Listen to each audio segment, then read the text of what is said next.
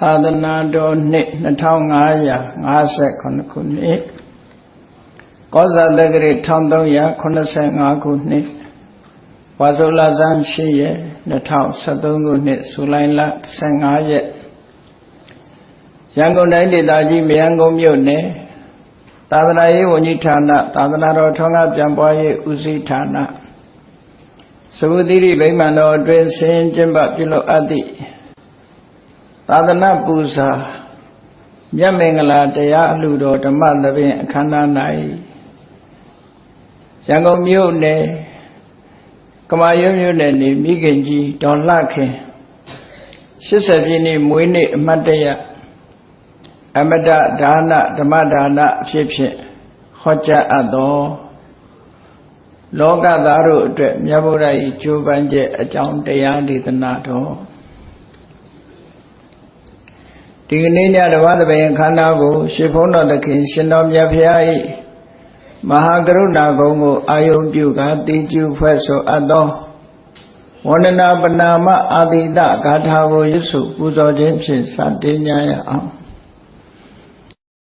ဩကပ္ပကောတိဟိပိယပမေယံကာလံကရွန်တော်တိဒုက္ခရာနိခေရံကတောလောကဟိတယာနာထောနမောမာကာရုဏိကတတတ္တာ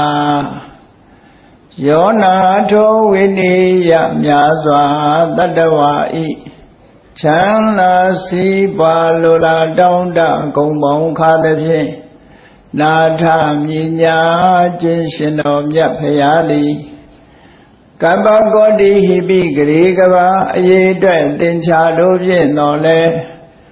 အပေမေယံရည်တဲ့တိုင်းတာဖော်ပြခြင်းငါမစွမ်းနိုင်ပါသောကာလလေးအသင်ချေသိမ့်နေကဘာရှိကြသောကာလပတ်လုံးလောကဣဒယတတလောကဤအကျိုးစီးပွားအလုံးငါအတိဒုက္ခရာနိဥ္စာအသက်ချင်းလဲအင်္ဂါမိဒ္ဓကြီးမာသမိတာနှင့်တထာဇနီဆွန်ခြင်းကြီးဟုကျက်တိထဝေငါးသွဲအစုအလုံးခဲရင်သောမူတော်ကိုကရွန်တော်ဘုရားဖြစ်ရန်ဤတန်ကြိုးကုတ်အာထုတော်မူရသည်ဖြစ်၍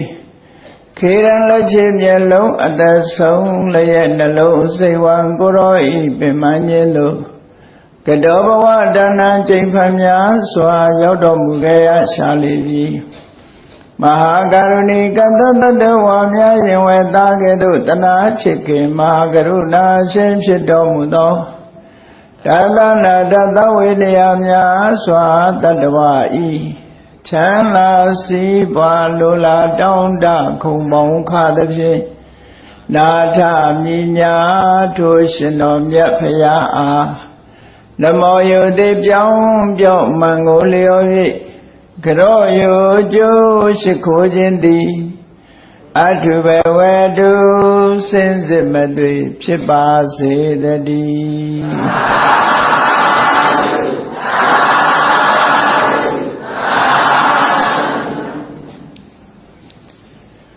လောကသားတို့အတွက်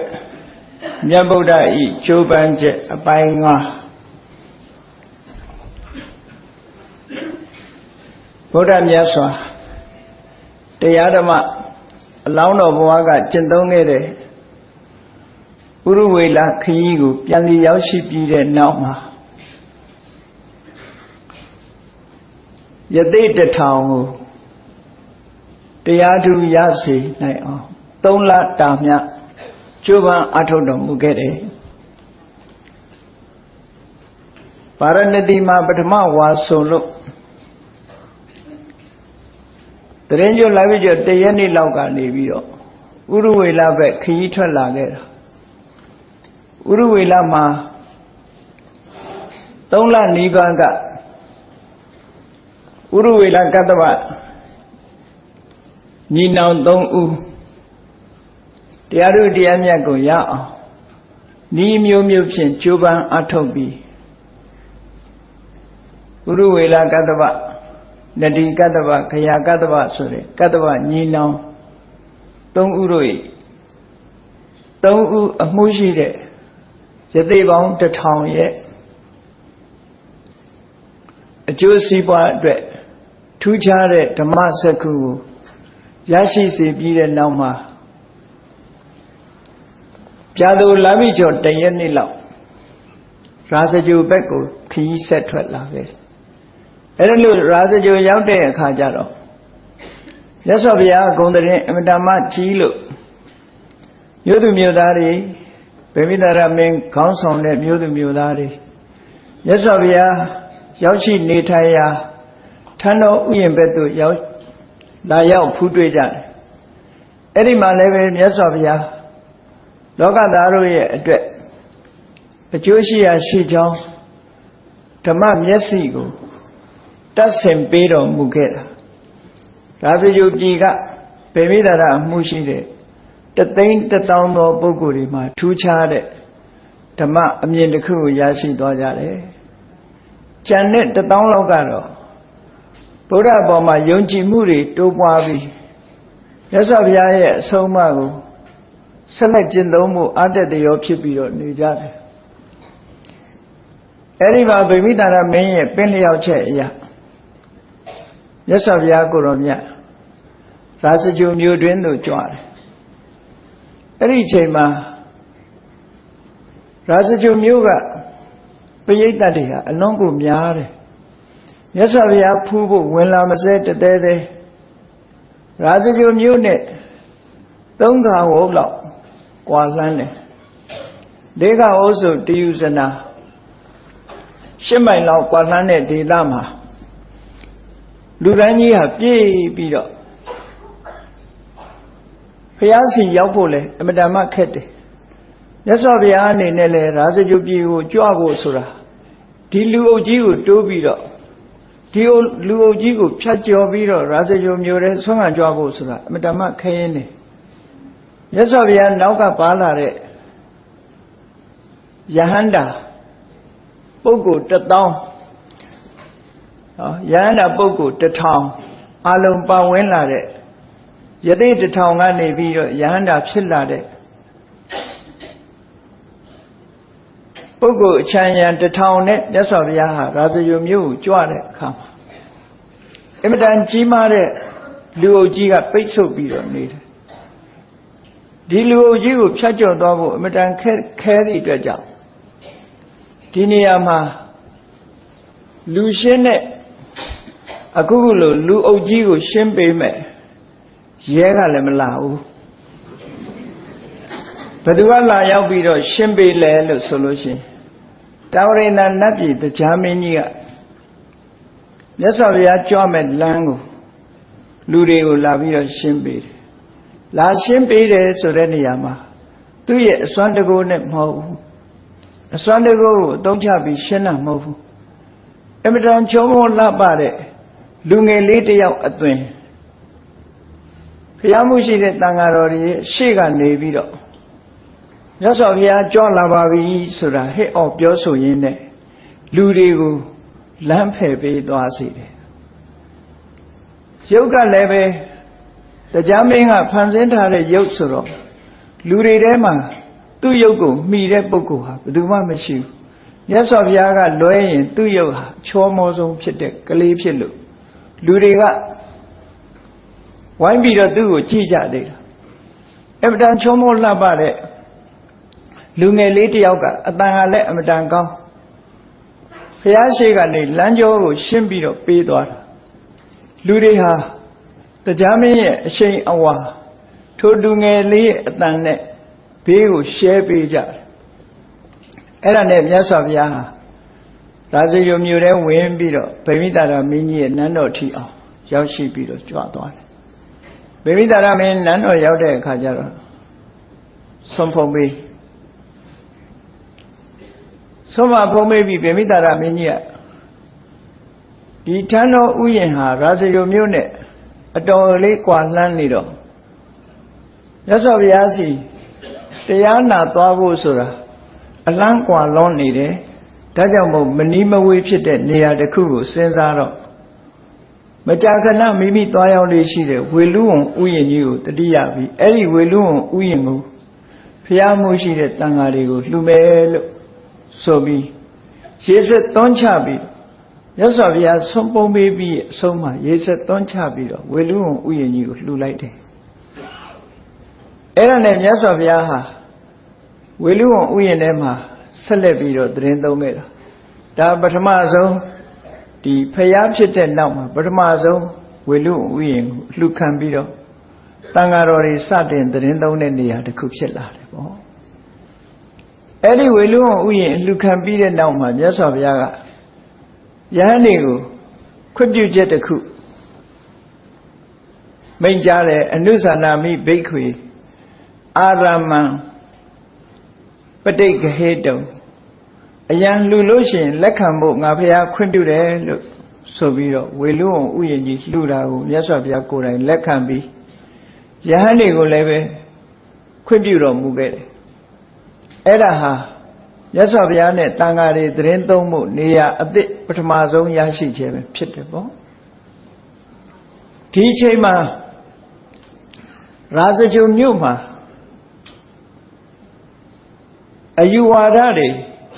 သင်ကြားပို့ချနေတဲ့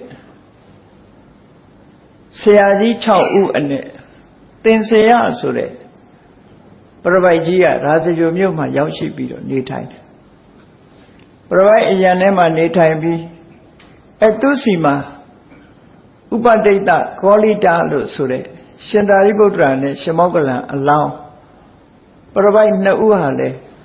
သင်္ဆေယပရပိုက်ကြီးရဲ့တပြိခံပြီးတော့သူစီကပညာရများကိုသင်ကြားပြီးတော့နေကြတယ်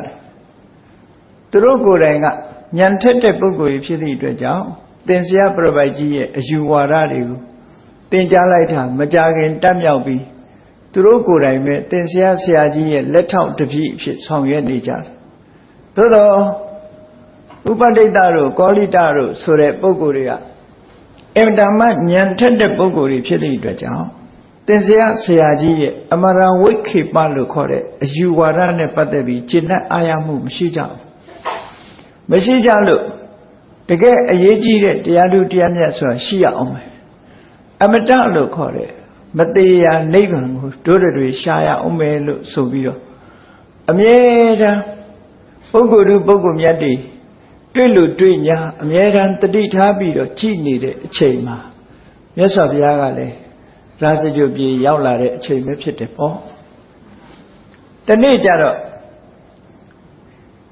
ရာဇဂုံမြို့ထဲမှာဆွမ်းခံချိန်မှာဥပတိတ်တပရပိုက်ကလည်းမြို့ထဲအရောက်သစ္စာဝဂ္ဂိ5ပါးထဲမှာအငယ်ဆုံးဖြစ်တယ်ရှင်အတ္တစီမထေရကလည်းအနေနဲ့အရရလှိတီးပြီးတော့မြတ်စွာဘုရားသတင်းသုံးတဲ့ရာဇဂုံမြို့ဘက်ကိုရောက်လာပြီးဆွမ်းခံထွက်တယ်ဥပတိတ်တပရပိုက်ဟာအတ္တစီမထေရကိုရုတ်တရက်တွေ့လိုက်ရတဲ့အခါမှာသူ့စိတ်ထဲမှာကျဉ်တ်ပီတိဖြစ်သွားတယ်ဒီပုဂ္ဂိုလ်ကြည့်ရတာအေးချမ်းလိုက်တာမျက်နှာအနေထားကလည်းအမတမချီလင်းတယ်သွားရလာတာလည်းအမတမငြိမ်သက်တယ်ဒီလိုပုဂ္ဂိုလ်မျိုးဟာတရားသူတရားမြတ်ရထားတဲ့ပုဂ္ဂိုလ်ပဲဖြစ်မယ်လို့အပြင်ဘက်ကမျက်နှာအသွင်ကိုကြည့်တာလည်းပဲဒီပုဂ္ဂိုလ်ရဲ့ရင်ထဲနှလုံးထဲမှာရှိတဲ့တရားကိုခံမှန်းပြီးတော့သိနိုင်တာပေါ့ဒါနဲ့ရှင်အတ္တစီမထေရဆွမ်းခံကြွနေတဲ့အချိန်မှာ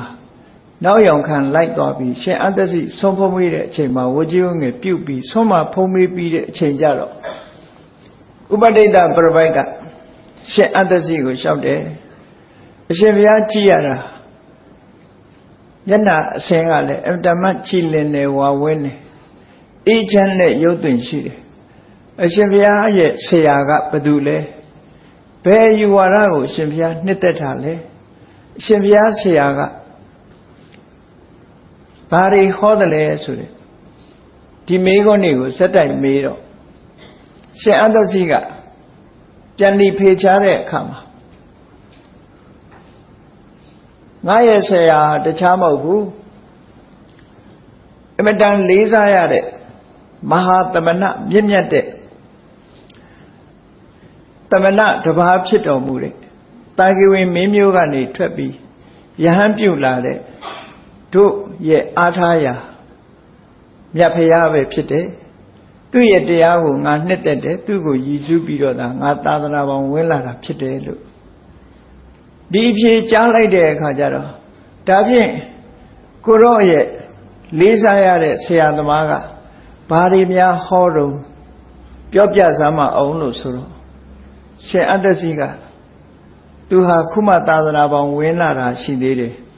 ဖះရဲ့အယူဝါဒတွေအားလုံးကိုသူပြောပြနိုင်ခြင်းမရှိပါဘူးသို့တော့အချင်းချုပ်အနှစ်ချုပ်ကိုတော့သူပြောမယ်လို့ဆိုတော့ဥပဒိတပြပိုက်ကပြောပါတဲ့အကျယ်ကြီးပြောဖို့မလိုပါဘူးအနှစ်ချုပ်ကလေးပြောပါလို့ဆိုတော့သစ္စာ၄ပါးကိုလေးပရရှိတဲ့ဂါထာလေးတစ်ပုဒ်နဲ့ပြောပြလိုက်တာဒီဂါထာလေးဟာသာသနာမှာအလုံးဂါထာလေးတစ်ပုဒ်ဖြစ်တယ်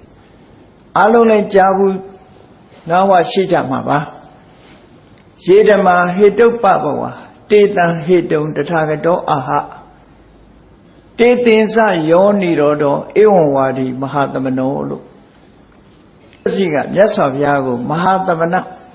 မြင့်မြတ်တဲ့ယဟန်လို့ဆိုတဲ့အသုံးအနှုန်းနဲ့ပြောတယ်တို့ရဲ့ဆရာမြင့်မြတ်တဲ့သမဏဖြစ်တော်မူတဲ့မြတ်စွာဘုရားဟာအကြောင်းတရားကြောင့်ဖြစ်တဲ့အကျိုးတရားတွေရဲ့အကြောင်းတရားမှန်ကိုလည်းဟောပြောတယ်အဲ့ဒီအကြောင်းတရားတွေချုပ်ငိမ့်သွားလို့အကျိုးတရားတွေချုပ်ငိမ့်တယ်ဆိုတာကိုလည်းမြတ်စွာဘုရားဟောတယ်လို့အဓိကကတော့သစ္စာ၄ပါးကိုအတုပ်ချုပ်ပြောလိုက်တာသစ္စာ၄ပါးကိုချုပ်ပြီးတော့ပြောလိုက်တာဒီရှင်အတ္တစီပြောတဲ့ဒီတရားတစ်ပုဒ်ဟာဗုဒ္ဓသာသနာသမိုင်းမှာမှတ်တမ်းတင်ရတဲ့ဂါထာတစ်ပုဒ်ဖြစ်လာတယ်ပေါ့မြန်မာနိုင်ငံသာသနာရောက်လာတဲ့အချိန် AD 900စု600စုလို့ထင်တယ်ပြည်နာကမော်စာခင်ဖကုန်းရှေးဟောင်းဌာနတွေမှာတူဖော်ပြီးတော့ကြည့်တဲ့အခါမှာရွှေပြပိုက်တစ်ခုကိုရအဲ့ဒီရွှေပြပိုက်မှာဘာတွေရေးထားတုံးလို့ဆိုဒီခါထားကိုရေးထားတာတွေ့ရတယ်ပေါ့အဲ့တော့မြန်မာနိုင်ငံမှာဗုဒ္ဓသာသနာရောက်တဲ့အချိန်ဟောဒီယေဓမာဟေတုပ္ပဝါတေတံဟေတုံတထာဂတောအာဟတေသင်္စနိရောဓဧဝံဝါဒီမဟာသမနောဆိုတဲ့ဘုရားရဲ့ဟောပြောချက်ကိုအချင်းချုပ်ဖော်ပြတဲ့ဒီခါထာလေးဟာမြန်မာနိုင်ငံရောက်ရှိပြီးတော့မော်စာခင်ပါကုန်းမှာမြေကြီးတဲ့ကပြန်ပြီးဖော်ထုတ်လို့တွေ့ရှိရတဲ့ခါထာလေးတစ်ပုဒ်ဖြစ်လာတယ်ဒီနေ့ပိဋကတ်၃ပုံမှာဒီခါထာဝိနိကျမ်းမဟာဝက်ကပါဠိတော်မှာလည်းပါရှိတယ်မစ္စည်းမနိကေမြတ်စွာဘုရားရဲ့ဒီသမိုင်းကြောင်းကိုအထုပ္ပတ္တိကိုပြန်ပြီးဟောပြောတဲ့ပြည့်ပြည့်စုံစုံဟောပြောတဲ့ပါတရာတိတုတ်လို့ဆိုတဲ့နေရာဒီမှာလဲဒီခါထာလေးဟာပြန်ပြီးတွေးရှိရတယ်ပေါ့အဲ့တော့ဥပဒိတပြပိုက်ကသစ္စာ၄ပါးကိုအတုချုပ်ပြောလိုက်တာနဲ့သဘောပေါက်သွားတယ်နားလည်သွားတယ်ဓမ္မစက္ခုလို့ဆိုတဲ့တရားဓမ္မကိုသိတဲ့မျက်စိအမြင်တစ်ခုရသွားတယ်ယံကိဉ္စိသမုဒယဓမ္မံတပ္ပန္တံនិရောဓဓမ္မံဒီစာပိုက်လေးဟာဓမ္မစက္ခုဖြစ်ပုံကိုတရုပ်ဖော်ထားတဲ့စာပိုက်လေးဖြစ်လို့ဘုရားဘာသာဝင်သူတော်စင်တို့အတွက်အလေးနဲ့ထားရတဲ့ဒီ philosophy အတွေးအမြင်လေးတစ်ခုပဲဖြစ်တယ်ပေါ့ယံကိဉ္စိသမုဒယဓမ္မံတပ္ပန္တံនិရောဓဓမ္မံဆိုတာမြန်မာလိုဖြစ်စေတတ်တဲ့အကြောင်းတရားရှိတဲ့တရားမှန်သမျှချုပ်ဆုံးကွယ်ပြောက်ခြင်းသဘောရှိတာကြီးပဲလို့ဒီလိုပြောတာဆိုလိုတာကဖြစ်ခြင်းသဘောရှိတဲ့တရားမှန်လို့ရှိရင်ပြက်ခြင်းသဘောရှိတယ်ဖြစ်ပြီးရင်ပြက်မယ်ဆိုတာသေချာပေါက်ပဲလို့ဒီအမြင်မြင်တာဟာဓမ္မအမြင်တစ်ခုပဲဖြစ်တယ်ပေါ့အင်ဓမ္မလေးနဲ့တဲ့ဓမ္မအမြင်ထာဝရအဲ့ဒီခေတ်ကအတ္တဆိုတဲ့အရာဒီထာဝရတည်မြဲတဲ့အရာသာဖြစ်တယ်ဖြစ်လာပြီးတော့ဘယ်တော့မှပျက်စီးသွားခြင်းမရှိဘူးလို့ဘာသာဝါဒအသီးသီးကဒီလိုခေါ်ထားတာနေသဒုဝတတ္တမြဲတယ်ခိုင်မာတယ်ထာဝရတည်ရှိတယ်ဆိုတဲ့အယူအဆတွေလွှမ်းမိုးနေတဲ့အချိန်မှာအဲ့ဒီအယူအဆတွေနဲ့မတူတဲ့ထူးခြားလာတဲ့ဓမ္မအမြင်တစ်ခုပဲဖြစ်ခြင်းသဘောရှိတဲ့တရားမှန်သမျှသည် ပြည့်ချင်းချုပ်ငြိမ်းခြင်းသဘောရှိတယ်ဆိုတာဒါကိုဓမ္မစက္ခုဖြစ်ပေါ်လာပုံကိုဖော်ပြတယ်လို့ဒီလိုဆိုတာအဲ့တော့ဥပဒိတပြပိုက်ဟာဝန္တာအာရဖြစ်တယ်ကျွန်ုပ်တို့ရှားနေတဲ့တရားဟာဒီတရားပဲဒီတရားရှာမတွေ့လို့ကဘာပေါင်းမြောက်များစွာတန်တရားထဲမှာကျွန်ုပ်တို့လဲခဲ့ရတယ်ဒီတရားလေးနားလဲရတော့လုံးဝจิตနှံ့မှုရှိပါတယ်ရှေ့မပြောချင်နေပါတော့ဒီလောက်နဲ့ပဲจิตနှံ့လှပါပြီလို့တယုတ်တေရှင်အတ္တစီမထေကိုနှုတ်ဆက်ပြီးတော့သူ့ရဲ့တငယ်ချင်းကောလိတနဲ့သွားတွေ့တယ်အဲ့ဒီကောလိတကလည်းဥပဒိတလာတာကိုခက်လန်းလန်းကကြည့်လိုက်ကြတဲ့ဥပဒိတရဲ့မျက်နှာခါတိုင်းနဲ့မတူဘူးရွှင်းနေတာပဲငြိမ်းချမ်းတဲ့အသွင်သဏ္ဍာန်နှလုံးသားငြိမ်းချမ်းမှုတွေဟာမျက်နှာပေါ်မှာလာထင်ဟပ်နေတာကိုမြင်လိုက်ရတော့ဒီကနေ့တော့သူသိကျင်တာတွေသိလာပြီဆိုတာကိုမှန်းဆလို့ရတယ်ပေါ့အဲ့ဒါနဲ့ဥပဒိတကရောက်တဲ့အခါသူ့ရဲ့အတွေ့အကြုံတစ်ခုပြန်ပြောပြပြီးရှင်အတ္တစီမထေရအတူချုပ်ပြောလိုက်တဲ့ဗုဒ္ဓရဲ့အဆုံးအမဩဝါဒလေးကိုအရင်တိုင်ပြန်ပြီးဖောက်တယ်ချလိုက်တဲ့အခါမှာကောလိတကလည်းညံထက်တဲ့ပုဂ္ဂိုလ်ဖြစ်သည့်အတွက်ကြောင့်သူလည်းဓမ္မစက္ခုလို့ဆိုတဲ့ဓမ္မအမြင်တစ်ခုလက်ခံရရှိသွားတယ်ဆိုလိုတာကဥပဒိတကလည်းဒီကာထာလေးတစ်ပုဒ်ကြားလိုက်တာနဲ့မှန်ကန်စွာမြင်ခြင်းနဲ့တန်တရားရှင်းခြင်းလို့ဆိုတဲ့အဆင့်သောတာပန်ပုဂ္ဂိုလ်ဖြစ်သွားတယ်လို့ပြောတာကောလိတကလည်းသောတာပန်ဖြစ်သွားတယ်ဖြစ်သွားတာနဲ့တပြိုင်နက်ကောလိတကစိတ်မြန်တဲ့ပုဂ္ဂိုလ်ဖြစ်တယ်ရှင်မောကလန်ဆိုတာတကူပဲအာတဏ္ဍာနောက်ပိုင်းကြတော့ဒါကြောင့်မို့လို့သူ့ရဲ့ဝါသနာကစိတ်မြန်လက်မြန်ရှင်သာရိပုတ္တရာလို့အေးအေးဆေးဆေးသမားမဟုတ်ဘူးထက်ထက်မြက်မြက်မြန်မြန်ဆန်းဆန်းလှုပ်တတ်လို့ဒါဆိုသွားကြစို့မြတ်စွာဘုရားဟာမဟာသမဏယဟန်ဂေါရမတို့ရဲ့ဆရာပဲသူစီသွားကြစို့ခုချက်ချင်းပဲသွားတော့မယ်လို့တော့ရှင်သာရိပုတ္တရာမထေရကအဲ့ဒီဥပဒိတကပြောတယ်တငယ်ချင်းကောလိတခုချက်ချင်းသွားလို့မဖြစ်သေးဘူးတို့ကိုအားကိုးပြီးတော့နေကြတဲ့ပြပိုက်ပေါင်း250သူတို့ရဲ့တပည့်တွေရှိသေးတယ်သူတို့ကိုတို့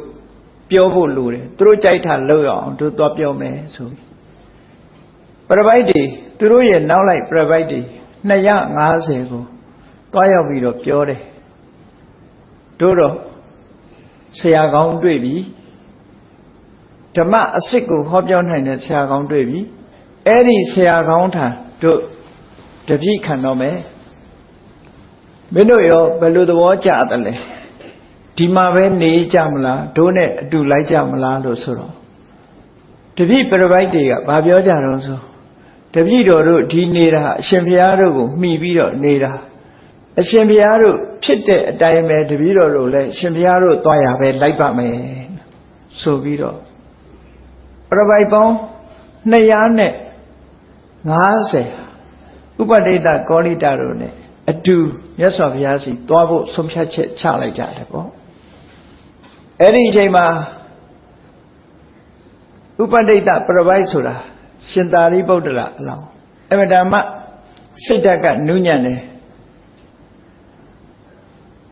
ငါရှင်ကောလိတတငယ်ချင်းကောလိတတို့ရဲ့ဆရာကြီးကလည်းတို့ပေါ်ကျေးဇူးရှိပါတယ်သူ့ကိုလည်းတို့ခေါ်သွားရင်ကောင်းမယ်သူ့ဝါဒတွေကမမှန်ကန်ဘူးတို့ခေါ်သွားကြရအောင်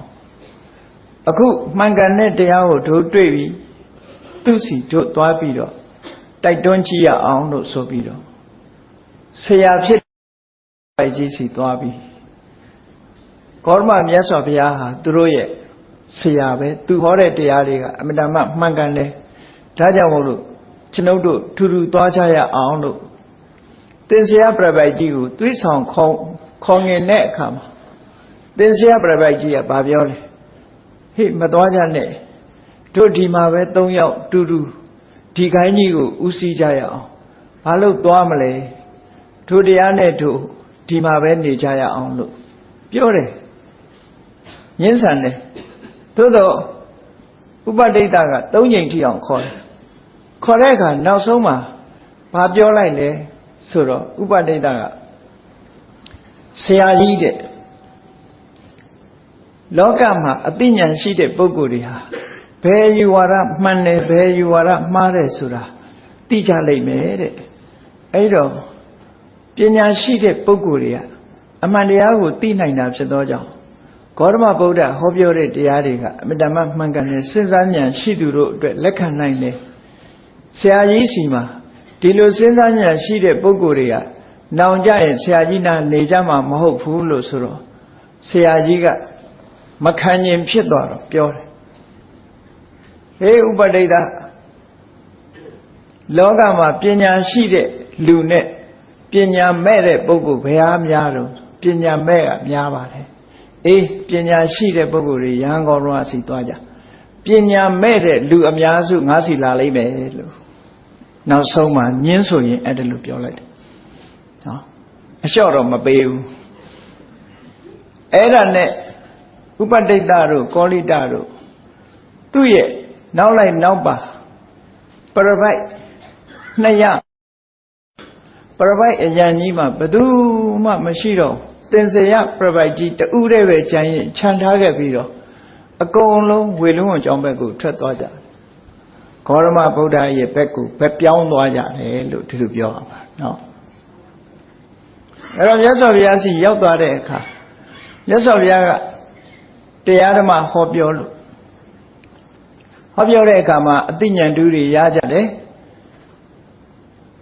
ကောလိတတို့ဥပဒိတတို့ကြည့်ပြီးတော့အမြဲတမ်းဉာဏ်ထက်တဲ့ပုဂ္ဂိုလ်တွေပဲဆိုတာမြတ်စွာဘုရားကကြွတင်ပြီးတော့ယဟန်တော်တွေကိုမိန့်ကြားတယ်အမြဲတမ်းဉာဏ်ထက်တဲ့ပုဂ္ဂိုလ်တွေလာနေပြီဒီပုဂ္ဂိုလ်တွေဟာဒိဋ္ဌံတပည့်တွေဖြစ်လိမ့်မယ်လို့မြတ်စွာဘုရားကကြွတင်ပြောပြီးရောက်လာတဲ့အခါမှာသူတို့နှစ်ဦးကိုတရားဓမ္မဟောပြောလို့သူတို့နှစ်ဦးကဥဆောင်ပြီးတော့မြတ်စွာဘုရားရဲ့တပည့်တာဝကဖြစ်ခံယူဖို့လျှောက်ထားတောင်းပန်တဲ့အခါမှာမြတ်စွာဘုရားကအေဟိဘိက္ခုယဟန်ဖြစ်ခွင့်ပြုတော်မူလိုက်တာသူတို့နှစ်ဦးနဲ့အပါအဝင်ပရပိုက်တပည့်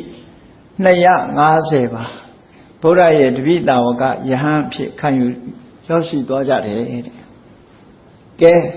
ပြန်ပြီးတော့ကြည့်လိုက်မယ်ဆိုရင်မြတ်စွာဘုရားကမှန်ကန်တဲ့တရားတွေကိုလှည့်လည်ဟောပြောလိုက်တာလက်ခံတဲ့ပုဂ္ဂိုလ်တွေဟာ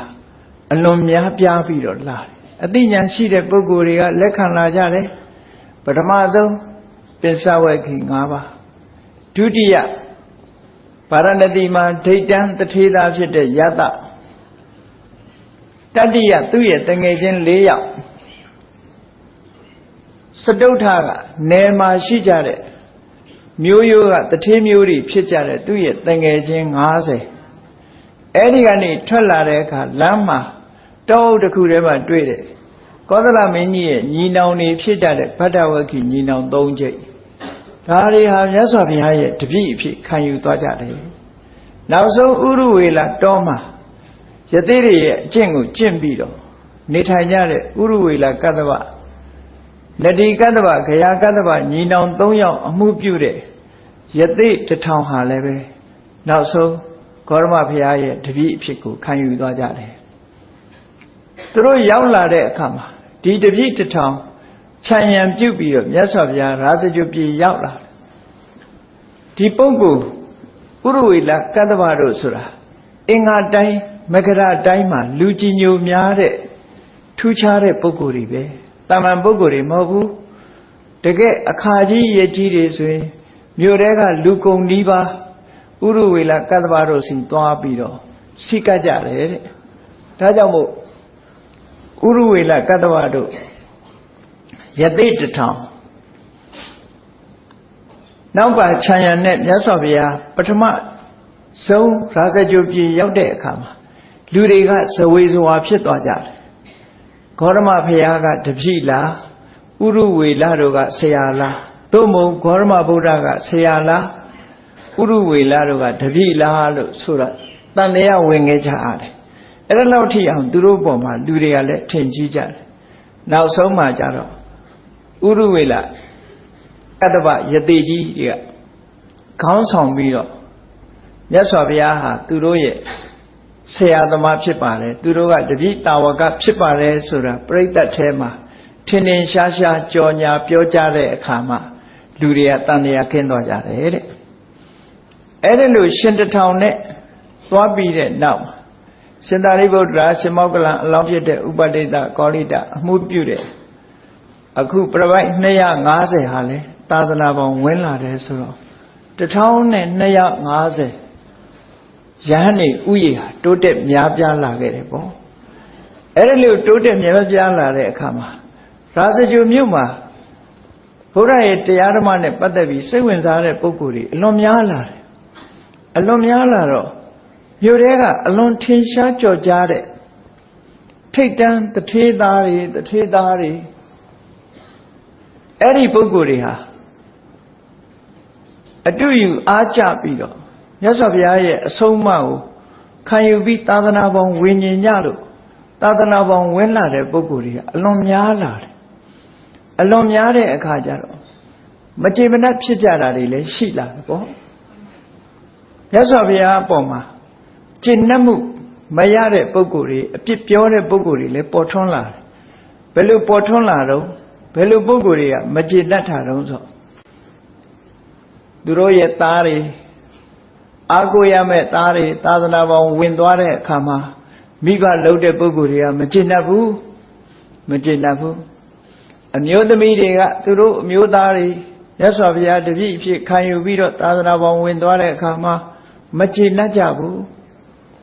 အဲ့ဒါလို့မကျေမနပ်ဖြစ်လာတဲ့အခါကျတော့မြို့ထဲမှာဘာတွေပြောကြသလဲလို့ဆိုရင်ဟေးယဟန်ဂေါရမရောက်လာတာတော့ကံဆိုးတာပဲယဟန်ဂေါရမဟာမိသားစုတွေသားသမီးကင်းမဲ့အောင်လုပ်နေတယ်အမျိုးသမီးတွေလည်းမုတ်ဆိုးမှဖြစ်အောင်လုပ်နေတယ်နော်အမျိုးတွေပြတ်သွားအောင်လုပ်နေတယ်အလုံးသာသနာပေါင်းဝင်ပြီးတော့သင်္ကန်းဝိုးကုန်ကြတယ်အလုံးဟာအမျိုးအနွယ်တွေပြတ်တော့မှပဲလို့ပြစ်တင်ပြောဆိုလာကြအဲ့လိုပြစ်တင်ပြောဆိုတီးတိုးပြောတာကဘာလဲလို့ဆိုရင်ချိလေတဲ့ဥရဝေလတောမှာအင်မတန်မှထင်ရှားကြော်ကြားတဲ့ယသိတထောင်ဟာလည်းသူ့တပည့်ဖြစ်သွားပြီတဲ့သင်္စရပရပိုက်ကြီးရဲ့တပည့်ပရပိုက်250လည်းသူ့တပည့်ဖြစ်သွားပြီတဲ့ရှိသမျှလူတွေဟာအကုန်လုံးသူ့အောက်ရောက်ကုန်ကြပြီလို့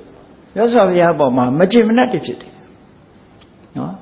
အဲ့တော့ဘုရားကိုအားလုံးကကျေနပ်တယ်လို့မအောင်မေ့လေနဲ့မကျေနပ်ဘူးအပြစ်တွေတင်းလာကြတယ်ရဟန်းတော်တွေမြို့ထဲဆွမ်းခံသွားပြီဆိုရင်လူတွေကလက်ညှိုးထိုးပြီးပြောကြတယ်လက်ညှိုးထိုးပြီးတော့ပြောကြတယ်အာဂတောခောမဟာသမနောသမနမာဂရလံဂိရိပစ္စံရာဇဂြိုလ်ရောက်လာတဲ့မဟာသမဏဆိုတဲ့ဒီယဟန်ကြီးကတဲ့မြတ်စွာဘုရားကိုမဟာသမဏလို့ဒီလိုနာမည်နဲ့ခေါ်ကြတယ်ရာဇဂြိုလ်မြို့ရောက်လာတဲ့ဒီမဟာသမဏယဟန်ဂေါရမကတော့သဗ္ဗေသင်္စေနိတဝါနကန္တုဓာနိနယိတ္တိရာဇဂြိုလ်မှာရှိတဲ့ပရပိုက်တွေ250ကိုလည်းသူတပည့်ဖြစ်အောင်သိမ့်သွင်းလိုက်ပြီအခုနောက်ထပ်ဘယ်သူများခေါ်အောင်မလဲမသိဘူးလို့ဟောလူတွေကြားလဲသို့လို့ပြောပြီးတော့ယဟန်နေမြင်တဲ့အခါမှာယဟန်နေကြားလောက်အောင်ပြစ်တင်ပြောဆိုလာကြတယ်ဒီစကားနဲ့ပတ်သက်ပြီးတော့တာမန်ပုဂ္ဂိုလ်ရဲ့အတွင်းထဲမှာလောကမှာအသိပညာနည်းတဲ့ပုဂ္ဂိုလ်ကအလွန်များတာတရားဓမ္မမသိဘူးဆိုရင်အပေါ်ယံကချိမယ်ဆိုရင်ဟုတ်တယ်လူငယ်လူရွယ်တွေသာသနာပေါင်းဝင်သွားရင်တော့တိုင်းပြည်အတွက်လူငယ်လူရွယ်တွေအလုံးလုံးမဲ့ပုဂ္ဂိုလ်တွေရှိတော့မှာမဟုတ်ဘူးနော်မိသားစုတွေထဲမှာလည်းလူငယ်လူရွယ်တွေသာသနာပေါင်းဝင်သွားရင်အလုံးလုံးမဲ့ပုဂ္ဂိုလ်ရှိတော့မှာမဟုတ်ဘူးဒီအမျိုးဆက်တွေလည်းအကုန်ပြတ်တော့မှာပဲနဲ့ဆိုတဲ့စိုးရိမ်မှုပြစ်တင်မှုတွေဟာပေါ်လာတာထုံးစံမြတ်စွာဘုရားကိုလည်းအဲ့လိုဝိုင်းဝန်းပြစ်တင်တာဒီပြစ်တင်မှုကအင်တာမချီမားတယ်အရှိန်ရလာတော့မြတ်စွာဘုရားပေါ်မှာဘလို့ထင်ကြတော့ဆိုယဟန်ဂေါရမဟာမာယာဝီမျက်လက်အတက်ကြီးတဲ့ သူကြီးပဲတမ္မာမဟုတ်ဘူးအာဝတ္တဏီမာယာလှည့်စားတတ်တဲ့မျက်လက်အတက်တက်ပြီးတော့သူတစ်ပါးရဲ့တပည့်တွေကိုမျက်လက်ပြပြီးတော့ဆွဆောင်သွားတယ်ဒီလိုယူဆလာကြဂိုင်းเสียကြီးပဲဂိုင်းเสียကြီးပဲပယောကအတက်နဲ့လူတွေရဲ့စိတ်ကိုဖန်ဆားပြီးတော့သူတစ်ဖက်ဖြစ်အောင်လုပ်တယ်တိမ့်သိမ်းသွားတယ်လို့တရားအမြင်နဲ့မကြည့်နိုင်တဲ့ပုဂ္ဂိုလ်တွေကအဲ့ဒီလိုပဲယူဆကြတယ်ယံဂေါရမအာဝတ္တဏီမာယာလို့လှည့်စားတတ်တဲ့အတက်တက်တဲ့ပုဂ္ဂိုလ်ဒီလိုယူဆပြီးတော့ပြစ်တင်ပြောဆိုကြတယ်အဲ့ဒီလိုပြစ်တင်ပြောဆိုမှုဟာရာဇဂိုမြို့မှာကျယ်လောင်ပြီးတော့လာရဟန်းတော်တွေကမြတ်စွာဘုရားကိုလျှောက်ကြတယ်အရှင်ဘုရားတဲ့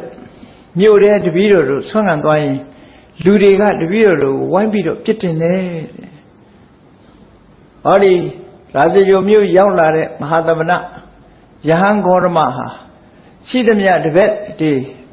ပရပိုက်ကြီးရဲ့တပည့်တွေအကုန်လုံးခေါ်ဆောင်ပြီးတော့နောက်ထပ်ဘသူကိုဆွဲခေါ်အောင်မလဲအားလုံးစိုးရင်တကြီးဖြစ်နေကြဘသူခေါ်လိုက်အောင်မလဲနဲ့ပြစ်တင်ပြောဆိုနေကြတယ်ဘုရားလို့ဆိုတော့မြတ်စွာဘုရားကဒီအတန်ကမကြပါဘူး9ရက်လောက်တော့ဒီအတန်တွေထွက်နေအောင်မှာပဲနောက်ပိုင်းရောက်လို့ရှိရင်တော့သူ့ဘာသူပျောက်သွားလိမ့်မယ်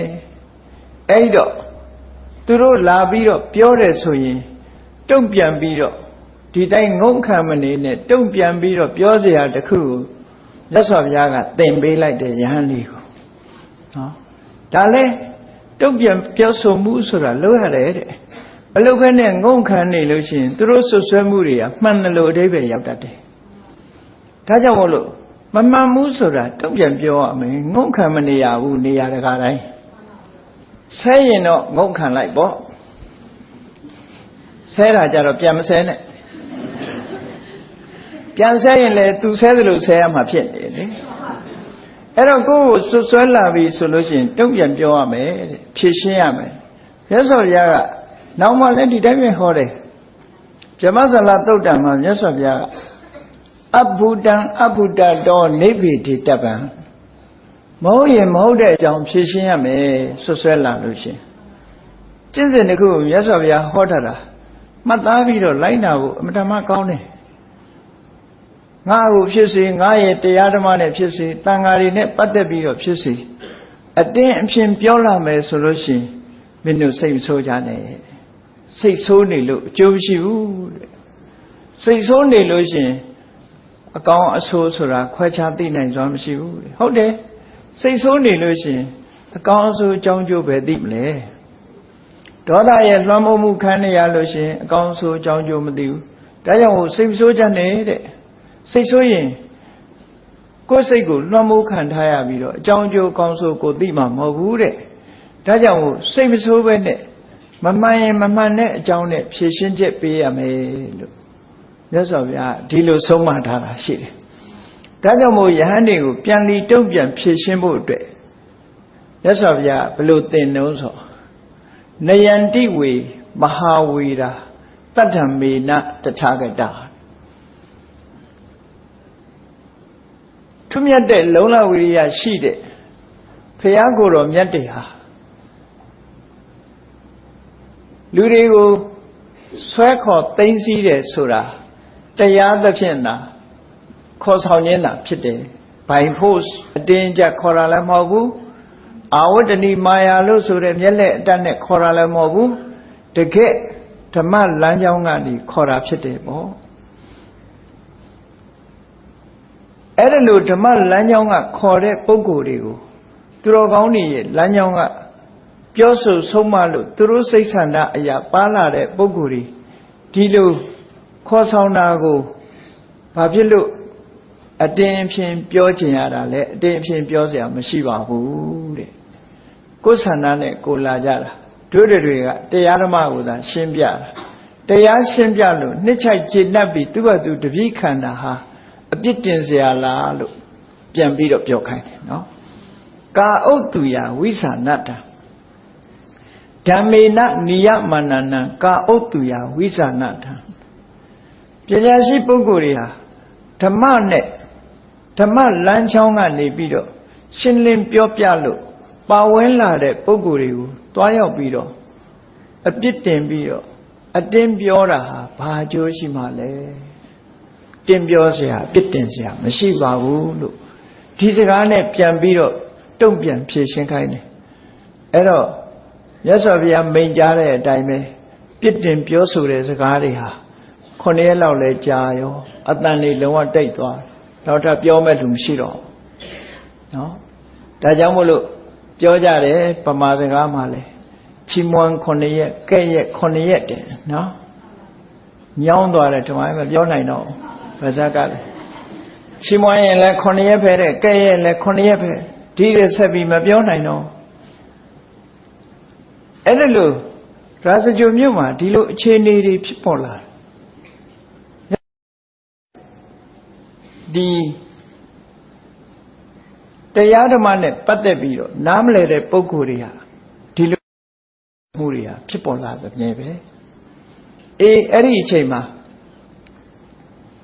မြတ်စွာဘုရားသခင်ကိုရောမြတ်ကရာဇဂိုမြို့ရောက်တဲ့အခါမှာသူ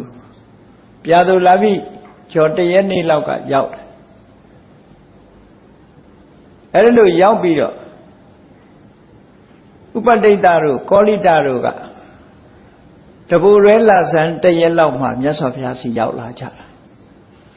အဲ့ဒါလို့တပူရဲလာဆန်း1 ရက်လောက်ရောက်လာတဲ့အချိန်မှာမြတ်စွာဘုရားကကမ္မထမ်းပေးပြီးတော့သူတို့အထက်မဲ့ဖို့အတွက်ဝိပဿနာကျင့်စဉ်ကိုဆက်လက်ပြီးတော့ကျင့်ကြတယ်ဆက်လက်ကျင့်တဲ့အခါမှာတပူရဲလာဆန်း1 ရက်ကနေဆက်လက်ပြီးတော့ကျင့်တော့ကောလိတပရပိုက်ရှင်မောက္ကလံအလောင်းက9 ရက်နဲ့ယဟန္တာဖြစ်သွားတယ်အဲ့ဒီ9 ရက်အတွင်းတရားအထုတ်နေတဲ့အချိန်မှာခဏခဏငိုက်နေလို့မြတ်စွာဘုရားကသွားပြီးအငိုက်ဖြေနီးကမ္မထံအထုတ်ခြင်းနဲ့ကမ္မထံအလုံးနဲ့အိမ်ငိုက်ခြင်းဆိုတဲ့အထဲမှာဒါဟောထားတာရှိတယ်နော်အဲ့ဒီအငိုက်ဖြောက်တဲ့နီးကိုမြတ်စွာဘုရားကဟောပြီးတော့မှတဘောရလဇန်9 ရက်နေ့လောက်မှာရှင်မောကောလိတပရပိုက်ကဖြစ်လာတဲ့ရှင်မောကလံဟာယဟနာဖြစ်သွားတယ်အဲ့တော့သူကပထမသောတပတ္တိမဲ့ရတာကြတော့တရားလဲကြီးကြီးကျယ်ကျယ်မကျင့်ရဘူးပြောဆိုတာကိုစိတ်ဆက်ပြီးနားထောင်ယုံနဲ့ရလိုက်တာဆိုတော့လွယ်လွယ်ကူကူနဲ့ရတာဖြစ်သောကြောင့်ဒုက္ခပฏิပဒါလို့ခေါ်တယ်လင်းလင်းမြန်မြန်သိသောကြောင့်ခိပ္ပဗိညာသောတပန်ဖြစ်တုန်းကရှင်မောက္ကလံဟာဒုက္ခပฏิပဒါခိပ္ပဗိညာနဲ့သောတပန်ဖြစ်ခဲ့တယ်သို့တော့သဂရဂါမိမဲ့ဖို့အနာဂါမိမဲ့ဖို့ရတ္တမဲ့ဖို့အတွက်ဝိပဿနာအားထုတ်တဲ့အချိန်ကြတော့အလွန်အကျွံအိတ်ငိုက်လို့ခက်ရင်ကျင့်ရတဲ့အခါကျတော့ဘာဖြစ်လဲဒုက္ခပฏิပဒါဒုက္ခပฏิပဒါတဲ့9 ရက်နဲ့တရားဓုတရားမြတ်ရလို့ဝိပဿနာအသိဉာဏ်ထက်မြက်လင်းမြန်တာဖြစ်သောကြောင့်ခိပ္ပဗိညာဒုက္ခပฏิပဒါခိပ္ပဗိညာအထက်မဲ့ကိုကျင့်တဲ့အခါကျတော့ဒုက္ခပฏิပဒါခိပ္ပဗိညာလို့ဒီနည်းနဲ့ယဟနာဖြစ်တယ်လို့ဒီလိုမှတ်ရမယ်တခါရှင်သာရိပုတ္တရာအလောင်းဥပတိတ်တကြတော့1 ရက်နေ့တည်းစပြီးအားထုတ်လိုက်တာ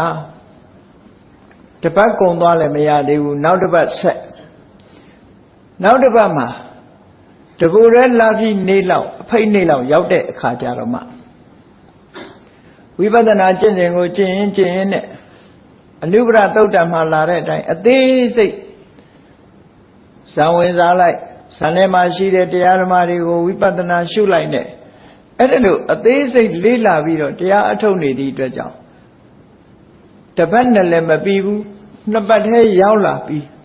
တရားသာတက်ပြီမဲ့လို့ယဟနာဖြစ်မရောက်သေးဘူးတဲ့စူးစမ်းလေးလာမှုတွေကများပြီးနောက်ဆုံးမှာဒီကနခဆိုတဲ့ပရပိုက်ကိုဝေဒနာပရိက္ခဝေဒနာသိသိနီးဝေဒနာကမ္မထံကိုဟောတဲ့အခါမှာမြတ်စွာဘုရားကိုရက်ခတ်ရင်ပရပိုက်ကိုသူတုပရပိုက်ကိုဟောတဲ့တရားကိုနာရင်းမဲ့သူကယဟနာဖြစ်သွားတယ်တဲ့ဒီလိုဆိုတာအဲ့တော့ရှင်သာရိပုတ္တရာကယဟနာဖြစ်တယ်ဆိုတာကျင့်ရတာသူ့မှာခက်ခဲမရှိသည့်အတွက်ကြောင့် dukkha patipara lin myan vipassana ati de shin lin ti da phit taw jaung khaipa bhinya thotapan phit taung ka le dukkha patipara khaipa bhinya athek met pho ri tet lan de akha ma le vipassana chin sin dukkha patipara khaipa bhinya lo di lo Shin Tariputra Shimokkala do ye a chin net pattat pi do khwe cha tamat tha da Ingoddara Nike ma tat yai pa shi de paw tu ro ko dai pyan pyaw tha de saka de shi de ai da lo di pukkul myat nat u ha tau ka Tagore la san 9 ရက်နေ့မှာယန္နာဖြစ်တယ်နောက်တဦးကTagore laပြည့်အဖိတ်မှာယန္နာဖြစ်တယ်ai da loယန္နာဖြစ်တော့အားလုံးအဲ့ဒီအချိန်မှာသူတို့နောက်ကပါလာတဲ့ပြပိုက်25ဦးကလည်းယဟန္တာဖြစ်ပြီးတော့သွားကြတယ်နောက်ဆုံးမှာတဘူရဲလာပြီးနေ့အချိန်ရောက်တော့ယသိ1000ကနေပြီးတော့သာသနာပေါင်းဝင်လာတဲ့ယဟန္တာအပါ1000ပြပိုက်တွေကနေပြီးတော့မြတ်စွာဘုရားသာသနာကူးပြောင်းလာတဲ့ပြပိုက်တွေက250 1250သောတန်ခပရိသတ်တစ်ခုနဲ့တစ်ခုတဦးနဲ့တဦးတိုင်ပင်ထားခြင်းမရှိဘဲနဲ့လာပြီးနေ့မှာမြတ်စွာဘုရားစီအလုံးရောက်ရှိပြီးတော့လာကြတယ်အဲ့ဒါလို့ရောက်ရှိလာကြတဲ့အချိန်တန်ခပရိသတ်ဟာစီဝေးမိတယ်လို့ခေါ်တယ်အဲ့ဒီနေ့မှာအဲ့ဒါကိုပထမတန်ခတဏိပါတာပထမတာဝကတဏိပါတာမြတ်စွာဘုရားလက်ထက်မှာယန္တာပုဂ္ဂိုလ်တွေအားလုံးမြတ်စွာဘုရားရဲ့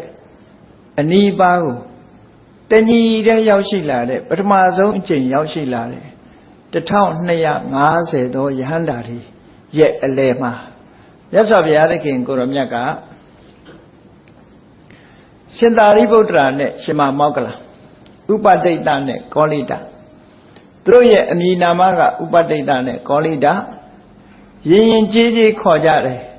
နာမည်ကြီးကိုအလုံးလိုက်ခေါ်လို့မရှိကြဘူးဒါကြောင့်မို့ရင်ကြီးကြီးခေါ်တဲ့အခါကျတော့ဥပတိတ်တကိုသာရိပုတ္တလို့ခေါ်တယ်ကောလိတကိုမောက္ကလနာလို့ခေါ်တယ်အနွယ်နာမည်နဲ့ခေါ်ကြတာသာရိပုတ္တဆိုတာမိခင်နာမည်နဲ့ခေါ်လိုက်တာမောက္ကလနာဆိုတာအနွယ်နာမည်နဲ့ခေါ်လိုက်တာအဲ့ဒါလို့သာသနာတော်မှာတလေးတစားခေါ်သည့်အတွက်ကြောင့်သာရိပုတ္တမောက္ကလနာလို့မြတ်စွာဘုရားကိုယ်တိုင်ကဒီအသုံးအနှုန်းကိုသုံးခဲ့သည့်အတွက်ကြောင့်ဒီကနေ့ထိအောင်ရှင်သာရိပုတ္တရာရှင်မောက္ကလန်လို့ဖြစ်နေတာသူတို့အမည်နာမတွေမဟုတ်ဘူးအေးအဲ့ဒီနေ့မှာမြတ်စွာဘုရားကဒီပုဂ္ဂိုလ်နှစ်ပါးယဟန္တာဖြစ်တယ်လို့ဆိုတာတာမန်ယဟန္တာဖြစ်တဲ့ပုဂ္ဂိုလ်တွေနဲ့မတူဘူးအက္ခတာဝကရဲ့အတိညာပါရှိလာတဲ့ဂုံတုဝိသေတသူများနဲ့မတူဘူးအရတ္တမဲ့ရလိုက်တာနဲ့တပြိုင်နက်အခတာဝကတွေရဲ့အရည်ချင်းတွေတရားသူတရားမြတ်တွေရဲ့အရည်သွေးတွေအလုံးပါဝင်လာတယ်ဆိုပါစို့10 တန်းအောင်နာချင်းတူပေမဲ့လို့ဒီတစ်လုံးမှမပါတဲ့လူတွေလည်းရှိတယ်ဒီ6 လုံးပါတဲ့လူလည်းရှိတယ်ပေါ့ဒီလိုဆိုလိုတာပေါ့ဂုဏဝိသေသတွေအကုန်ပါလာတယ်အဲ့ဒါလို့ဂုဏဝိသေသတွေပါတယ်ဆိုတာမြတ်စွာဘုရားမှသိတယ်ကျန်တဲ့ပုဂ္ဂိုလ်တွေကတော့ယဟန္တာဖြစ်ကြတာတော့တူတူပဲယဟန္တာဖြစ်တယ်သို့တော့ထူးခြားတဲ့အရည်ချင်းတွေပါလာတဲ့ဒီပုဂ္ဂိုလ်နှစ်ဦးဟာတန်ကျန်တဲ့ပုဂ္ဂိုလ်တွေနဲ့မတူဘူးတဲ့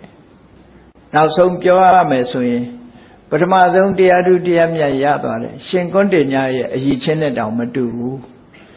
ရှင်ကွန်းတင်ညာတရားသူတရားမြတ်ရသွားတာဟုတ်တယ်ရတ္တမဲ့ရတ္တဖို့ရတယ်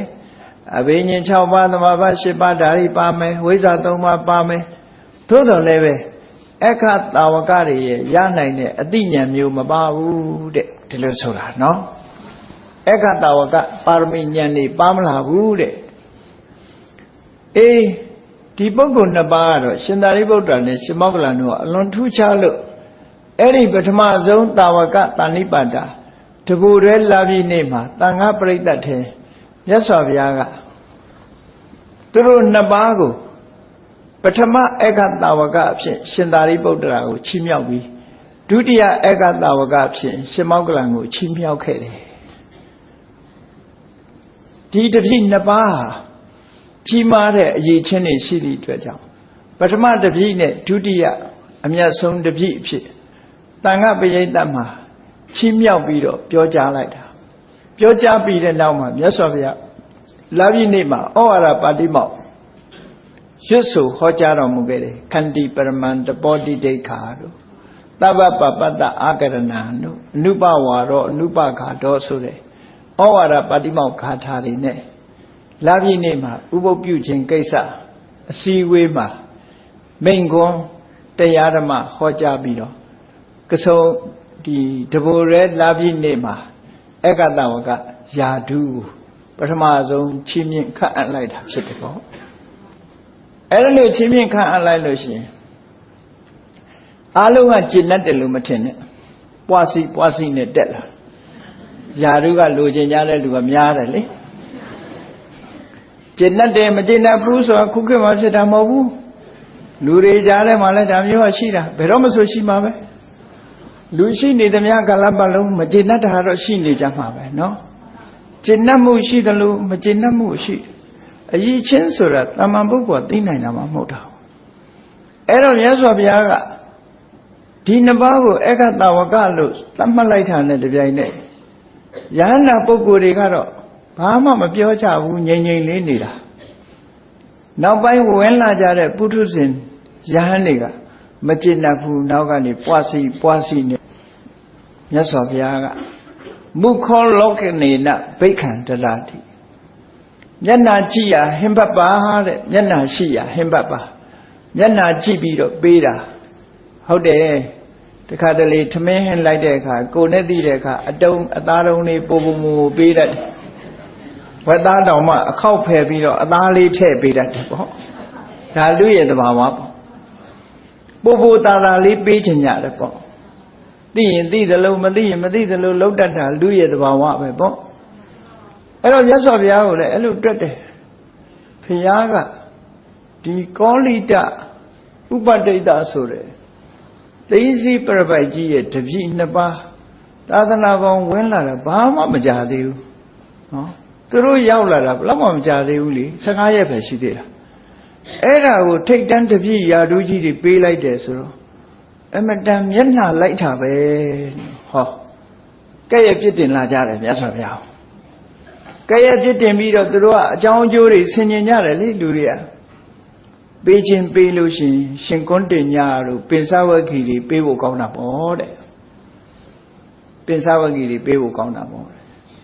အကယ်၍ပင်စဝဂီတွေမပေးဘူးဆိုရင်ယတ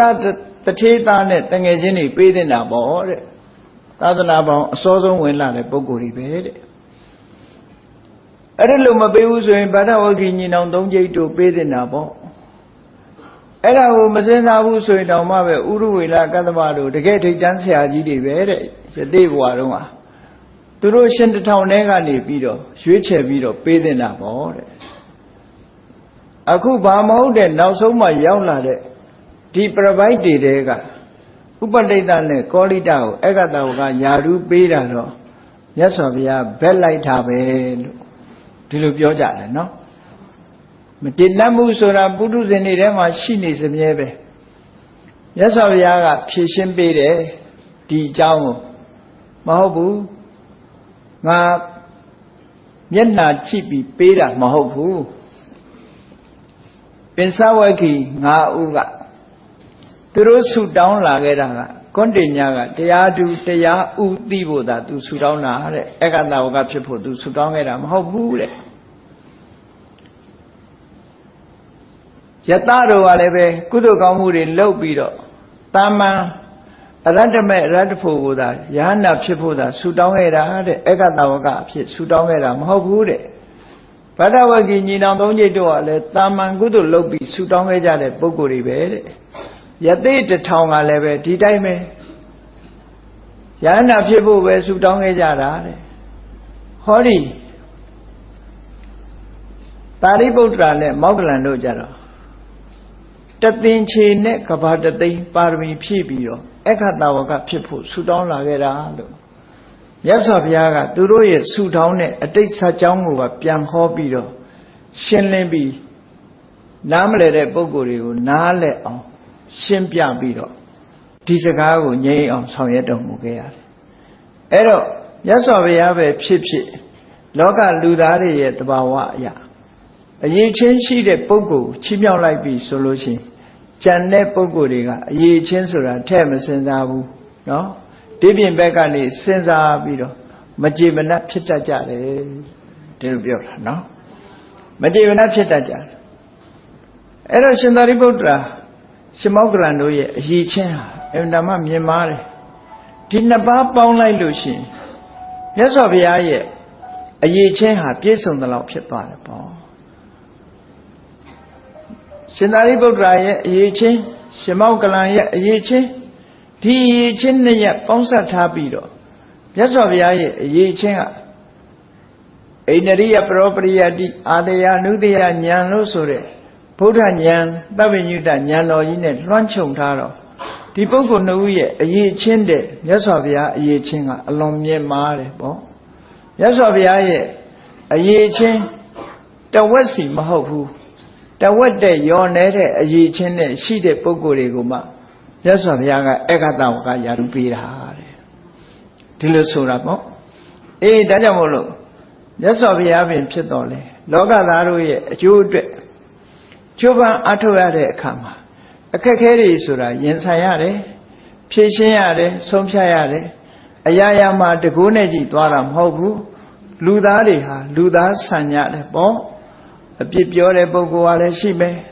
ကဲ့ရဲ့တဲ့ပုဂ္ဂိုလ်ကလည်းရှိမယ်ဘေးမှာအတင်းပြောတာတွေလည်းရှိမယ်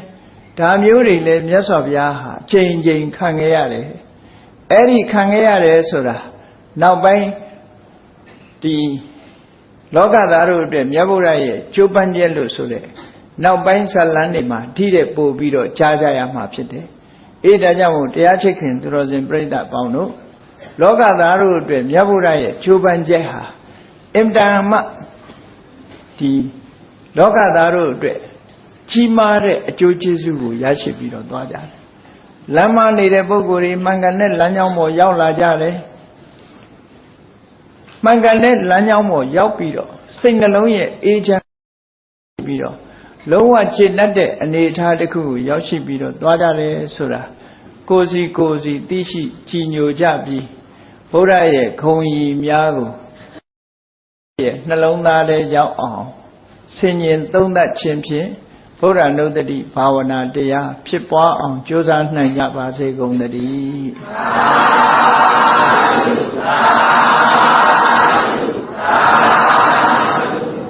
မေတ္တာပို့ရအောင်တတ္တဝါများစွာခေယံကွာချမ်းသာကြပါစေတတ္တဝါများစွာခေယံကွာချမ်းသာကြပါစေမေတ္တာရေချမ်းသုံးငါဖြံငြိမ်းချမ်းကြပါစေမေတ္တာရေချမ်းသုံးငါဖြံငြိမ်းချမ်းကြပါစေသက်ရှိချမ်းသာစိတ်ချမ်းသာဒုယဆန္ဒပြေပါစေသက်ရှိချမ်းသာစိတ်ချမ်းသာဒုယဆန္ဒပြေပါစေဖုံလန္တာဒုက္ခပင်ကစားမေတ္တာပုံနေတုသင်္ကမမနောတရာတိတဝေတံဘဝယန္တုဒုက္ခနကမေတ္တာပုံနေတုသင်္ကမစုပေါင်းပုအပ်မေတ္တာတဟုရောင်မြူပါဝင်ငွေလာမင်းနှင့်ရောင်ရင်ရှဲယုံပေါင်းဆောင်ရခြင်းကြောင့်သဗ္ဗေတံကျွမ်းမဲ့ဥဒ္ဒုံလုံးစုံများစွာတတ္တဝါတို့၏မနောတရာတိမြင်မြဖြူစင်အေးကြည်လင်းသည့်ရေစင်ပြည့်တင်းစိတ်နှလုံးတည်ဟုသောရေအိုင်ကြီးအတွင်း၌ဒုက္ခပင်ကစားစင်ထာဝရအေးမြကြည်သာတာယာပွင့်လန်းချမ်းသာဒုက္ခတည်ဟုသောကုမုဒ္ဒရာကြာပန်တို့သည်ဖုံးလန္တာဝန္တာရွှေမြူဝမုံလူလျက်ကြည်နူးဝဲကြုံဖူးပွင့်ကြကုန်သည်ဖြစ်၍ဒ သူကဏကလေးအောင်လေးတဲ့ရောရှက်သင်ပြန့်ပီတိဒီဟုသောယလန်တို့သည်သူကောင်းစွာမသွေကြိုင်လိုက်၍နေကြပါစေကုန်တည်း